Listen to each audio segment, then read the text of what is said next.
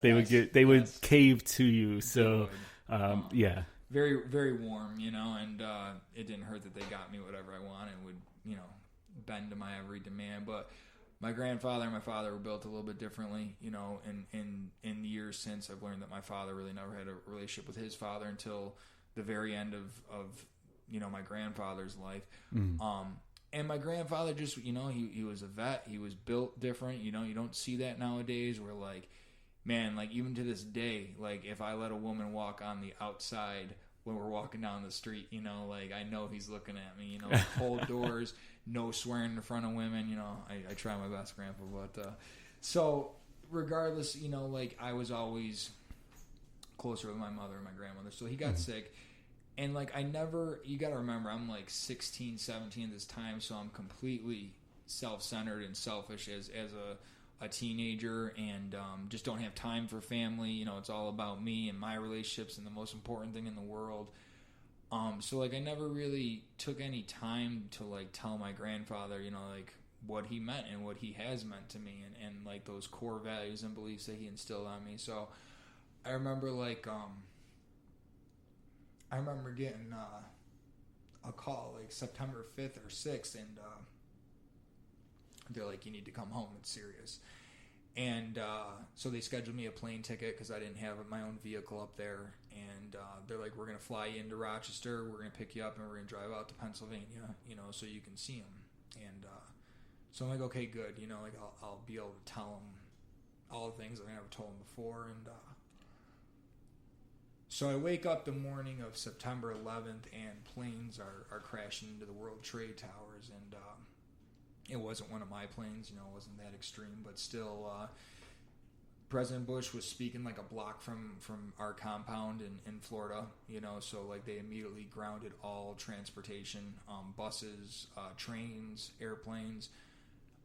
You could leave Florida if you had your own vehicle, which I just said I didn't. So they rescheduled the plane. I think the first planes weren't leaving till, like, later on in the month, so I was able to get a Greyhound bus out of Florida on September 16th or 18th, and I took that 24 hours straight to the Greyhound station in Rochester, and my parents were going to meet me there. And like, as soon as I got off the bus and stepped into my dad's truck, like, I already knew that. It's okay. I understand it's a tough story for you. I already knew that, like, I missed him. So I've carried that weight for a long time, and I've been able to identify it. It's not all sad, but, like, the things that go unsaid, and then the pain and resentments that we carry afterwards. But, like, again, like, I just never took the time. Like, I think prior to that, like, I found this box that my grandma gave to me, this old cigar box. I don't know what it is with grandparents and cigar boxes. And it was filled with notes that he had wrote. And, like, one of the things that he had last talked about was, like, at the end of July or early August, prior to me leaving, we must have talked outside at my cabin for, like, a good 45 minutes. And, like, he'd gone back inside. And he told my grandmother, he was like, that's the last time I'll ever talk to Bryan. So that's... and, like, for him to know, like, my mom has told me that she thinks some of the conversations with her when they were out fishing, like, and the things he said to her, like, I think he knew. He died of a combination of leukemia, and something went wrong with his pancreas. And then, like, he was pulling through, and then he got septic and backed up. But... like, I think he knew, and I'm glad that I had that conversation, whatever it was, around the campfire with him, because, I just don't see that nowadays, like, that relationship, especially the relationship he had with my mother, Well, I can tell that there's a painful subject for you. I appreciate that you're sharing that with us, because I think the next part of your story... this really, really affected you a lot, and it didn't help with where you went after that. I think it was the perfect excuse and life situation that I needed to baseline into just full-blown addiction, you know, like, because, again, I don't want to deal with anything. I don't want to look at anything, and, I was like, okay, well... He left, and, like, it did start to spiral because, like, the Walt Disney World program, is so rigid where like I was like, look, my grandfather just passed away. I need to go home and help with the funeral. Like, they need me. And they're like, we don't care. So, like, I went and got the death certificate, you know, and, like, they're like, you're not taking off of work, you know, like, you're here. So I quit. I was like, fire me. I'm going home to bury my grandfather. And so, again, another plan in my life wasn't panning out, you know. So I came back home. You know, they're from Hornell originally. I went up there. I helped with the funeral. It was great services. And, like, I kept going back to Florida. Like, I lingered around. Like, he'd passed in mid-September. Like, I lingered to, like, end of November. But, like, I never caught a foothold. Like, I would work at this club or I'd work at this doing bar backing or something, you know. Mm-hmm. But, like, it just didn't pan out. Couldn't get back into the program. You know, they wouldn't let me back in the internship. So I came back to Rochester. Okay. Yeah. And in Rochester, that is where things really, really... You were open and had the resources there to really get into any type of drug that you were looking for. So coming back from Rochester, like, again, I moved to Florida right from graduation. So like coming back and having that taste of being on my own, like I did not want to go back home. So like immediately connected with all my friends that were still here. You know, I got back into Monroe Community College and wanted to continue school.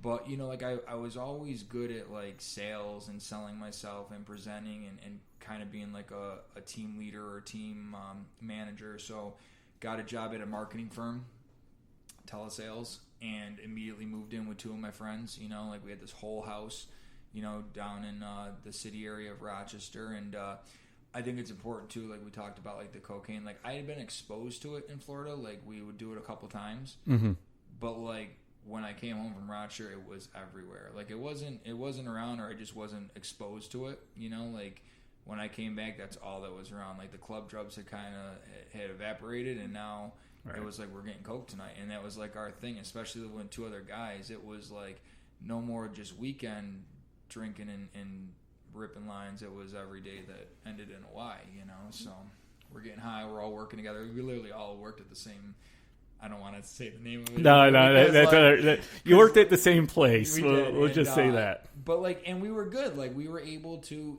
in my probably form of denial, manage it. You know, we led our teams. We killed sales. We were all like getting promoted. You know, we weren't getting fired. I mean, we might not have had our bills in order, but for being young, 22, 23 years old, you know, like we managed it, you know, or I guess to the best of my, you know, at least how you remember it, you were managing it, like because I wasn't getting kicked out of my house. I was paying my bills. I wasn't getting fired. So life was great. Yeah. So I guess what I'm really interested in is, so up to this point, yes, you can see that there's an addiction. You can see the trend that you like to follow. Some of the reasons that you feel like you would turn to drugs, but it hasn't been any crazy story yet. Yet. So so at this point, you know, it sounds like, oh, you know, if you went and got a little help, perhaps it could have changed the directory, because yes, you started doing things more daily, but you were still managing your day-to-day life. Now, that's an interesting thought, because that doesn't mean that you're not an addict already. It just means that you're finding ways to hide that fact. Would you say that that's true? It's still manageable at this point. Okay. You know, like an addict, my definition, everyone's got their opinion. My definition for an addict is that I enjoy is a person who will continue to do the same thing regardless of the consequences. So at this point, there are definitely patterns and behaviors. Like I might hold a job for a year and a half, and then like get high all weekend and not going to work. So I'll find another job. You know what I mean? Because like I don't. You're not going to tell me. Like I know what I'm able to do today. But looking back, do you think that you would classify yourself at that point as an addict. Oh, of looking course back? not, man. Like, no, I only became an addict 4 years ago. Only 4 years ago, yeah. But looking back now, would you still say that? Yes, like the fact that I had those 3 DWIs before I was even 21. Yeah. Yes, that's unmanageable. And again, like never saw a day of jail, so I'm like, oh, just got caught today, But like, right. I mean, literally one of the stories for the DWI that I'll just touch on real quick, like we had been up all night drinking at this party, like I mean hard liquor drinking, and then like, the party ended, so it's time to keep going. So like the hardcore group of us, we go down to Linear Park there in Penfield, New York, and we're drinking straight like rum, 151. And now it's like dawn. It's like 6, 7 a.m. And literally all I have to do is pull up out of the park, up this hill, and it almost hits like it's not so much an expressway, but like an arterial out here where there's still like traffic. Mm-hmm. And I literally have to turn 1 block into this kid. This kid lived like across the street from the park. And like I just pulled up like literally a hair to, and this lift line comes on and clips the front of my car. Like no damage. It just clipped it enough where the license plate went flying off my car in the middle of the road. Everybody else gets out and runs. They're like, we're gone, because it stopped. It seen that it clipped my license plate. Mm-hmm. And I'm like, what am I going to do, man? So I quick, like, assess the situation. I've got some pennies in the cup holder. I've got some cologne over here. No gum, So, like, I'm like, it's either abandon the car or run into the middle of the street and grab the license plate and try and play Frogger. Or it's like, let's shove the pennies in my mouth and drink some cologne and hopefully I'll get away with it, right? And needless to say, I didn't. The cops came. And like I remember passing out in the handcuffs, waking up in the police station, the Penfield police station, and I was like, dude, you guys gotta uncuff me, like I'm gonna throw up. And they're like, no you're not. I'm like, no, I'm gonna throw up. And like they didn't believe me, and I literally vomited all over the police station's floor. And they brought this big, one of them industrial rubber gray garbage cans over for the last couple of vomits. But and I think I was like 16, 17 years old. Wow. Yep. But I mean, like, could have killed someone. You know what I mean? Definitely. Like, yeah. But so yeah, I would not have through all that still not say that I had a problem. Like this was good of getting out of trouble. I don't know what, but like it never added up the patterns and behaviors. No matter how many jobs I lost, how many times I was arrested or pulled over. Like I had a beautiful car and like. I owned it for 5 years. I probably had it on the road a year and a half tops. It sat because I just couldn't drive because of all the tickets and stuff like that. But. So we've gotten a bunch of your past as you're growing up. You're back in Rochester at this point. At this point, you haven't been on any prescription drugs. You haven't led into some of the other drugs that. You would inject into yourself. But I do know that is something that has happened. Yes. So how did that part of it start? Okay. So, again, I always go back to like the progressive nature of the disease. So, the cocaine got to the point where it just wasn't enough. So like that, I maintained that, like the weekend warrior, the coke throughout the week thing for a while. And then, like, I got this job in internet marketing when internet marketing and, like, pay-per-click, was becoming big. And, like, I'd always made okay money, but, like, for 24, 25 years old, I was making, like, with commission close to, like, 70, 80 grand a year. It was outrageous. So, like, I remember, like, having a girlfriend, at the time. So I moved out of the apartment with my buddies. And I got this, like, beautiful, like, 1,400 square foot colonial apartment down on Park and Alexander in the city. Like, it was beautiful.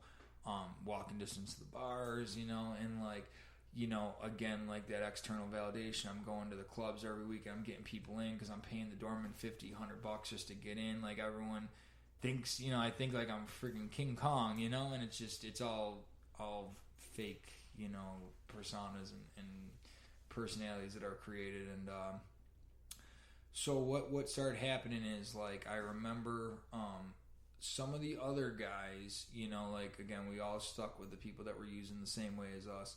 Some of the other guys had started getting into, like, Percocets and Vicodins, and, like, it was never my thing. I was like, no, man, like, I'm not as bad as you, right? And so You had that line in the sand, Oh, at yeah, least, man, at least for that moment you in guys are- time. you like guys are messed you up. guys have a problem, I don't. Exactly. Yeah, and I think we all, in our own ways, are Sure. are good